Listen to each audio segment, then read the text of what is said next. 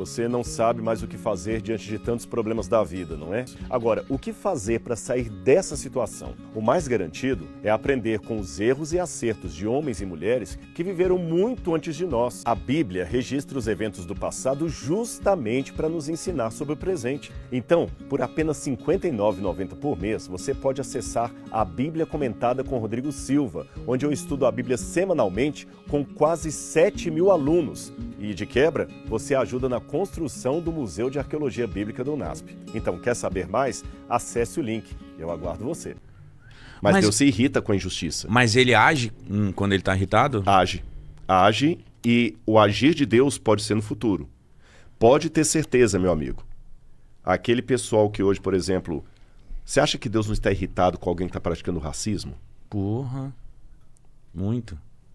Você entendeu? Mas o que Deus faz com essa pessoa? Duas coisas Deus faz. Elimina. Deus apela o coração dele assim. Muda, senão você vai se ver. E o elimina, não é necessariamente o elimina como na justiça humana. Porque na justiça humana vai lá, elimina o cara. Uhum. Suposta justiça, né? Só que se eliminar o cara, não vai trazer a justiça de volta. Você eliminou o cara. Mas o que ele fez... Não vai... A verdadeira eliminação de Deus vai ser no juízo final. Onde Deus não simplesmente vai eliminar o mal, ele vai enfrentar a ira de Deus, aí eu não quero estar na pele dele, como Deus vai reverter o mal que ele fez. Por exemplo, o camarada foi lá e matou uma criança com requintes de crueldade. No dia do juízo final, se esse camarada não se arrepender genuinamente, ele vai enfrentar a ira de Deus. Isso aqui eu nem ouso explicar, porque vai ser a pior desgraça da história enfrentar um Deus irado. Como Deus vai trazer aquela criança de volta à vida. Porque o juízo final é acompanhado da ressurreição. Você entendeu? Uhum. Mas isso não... Tipo assim, o que rola muito. Gente que fez merda a vida inteira e do nada começou a palestrar e falou, mudei. Mas às vezes não é sincero. Deus, nesse momento, no final ali, ele vai se ligar. Claro. Porque tipo, você tá dando migué. Eu posso enganar você. Uhum. Eu posso enganar até um psicólogo forense. Mas eu não engano o Espírito Santo. Rodrigo, eu posso ser um cara totalmente cruel ao ponto de cometer as maiores barbaridades que a gente conhece aí, que existem, do mundo físico. E vamos supor que eu tive a sorte do meu penúltimo dia de vida, eu me arrependi. Genuinamente. Eu sou um cara que estou livre daqueles todos os meus erros? Na verdade, nem precisa ir tão longe na história. Nós três aqui já pisamos na bola. Com certeza. O quê? Mítico, então? Aí eu vou dar um de judeu. Eu vou dar um de judeu agora. Eu vou responder sua pergunta com outra pergunta. Se nós três morrermos aqui agora, eu não quero morrer, ainda tem muita coisa. Não tô com plano pra morrer hoje. Você tem medo de morrer? Não. Eu tenho. Não tem. É uma Agora eu tenho. É uma da hora ter minha mãe e meu pai. Hoje tá eu tenho, lógico, eu tenho medo assim. Eu não quero que minha esposa fique, a gente pensa, eu quero ter filho. Nesse sentido, eu tenho. Mas assim, o medo da morte, não. Sem nenhum fanismo. Mas voltando à questão dos nossos pecados. Eu me arrependi. Tá. Vocês também. Sim. Se cair uma pedra aqui agora, Deus vai considerar o nosso arrependimento ou as pisadas na bola que nós demos? É o que diz que ele vai considerar o arrependimento genuíno. Você já respondeu sua própria pergunta. Sim. Você entendeu? Só que aí pra mim fica muito confuso, porque se eu fui um canalha a vida inteira, aí tipo assim, no 48 do segundo tempo, eu falei assim, olha que... Como eu fui besta. Vacilei, Essa né? que é a questão, porque a gente, por mais que você faça boas obras, você nunca vai pagar o céu. O único jeito de eu ir para a eternidade é aceitando o que Cristo fez por mim. As obras que eu pratico, o bem que eu... Assim como o mal.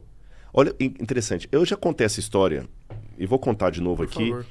Se alguém já ouviu, gente, algum recorte, dá licença de contar de novo, tá?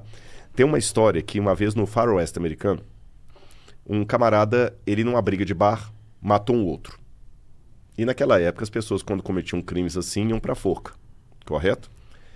E aí marcaram a forca do camarada. Só que alguns lá se apiedando dele, que ele estava bêbado, o pai também batia, a mãe não sei o que e tudo mais e tal, escreveram uma carta pro governador pedindo misericórdia, clemência. O governador falou, eu vou perdoar esse camarada, mas primeiro eu quero saber quem eu estou perdoando. O governador colocou um clergyman de padre, fingiu que era um padre, botou a carta do perdão do sujeito dentro da Bíblia. E leu como se fosse. Fechou a Bíblia com a carta aqui dentro e foi até lá.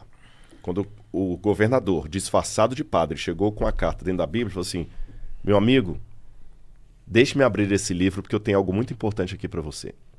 O camarada dentro da sala falou assim: cai fora daqui. Começou a xingar, palavrão. Velho safado, não quer saber de Deus não, cuspo no seu Deus. Se você vier aqui, você vai ver o que eu vou fazer, não sei o que e tudo e tal. Começou a pegar o colchão que tava e bater. E aí o governador ainda insistiu: meu amigo, deixa eu abrir esse livro, tenho a vida para você aqui. Não quero saber, não. Começava a cuspir e tudo. O próprio carcereiro falou: não é bom se você se aproximar da grade. Ele falou: tá bom. Saiu. Quando ele saiu, o carcereiro falou assim: seu idiota. Por que eu sou idiota? Aquele padre que você mandou embora não era um padre. Era um governador do estado. E dentro daquela Bíblia estava a sua carta de perdão. O seu indulto. No dia do enforcamento, eles deram as últimas palavras para aquele rapaz.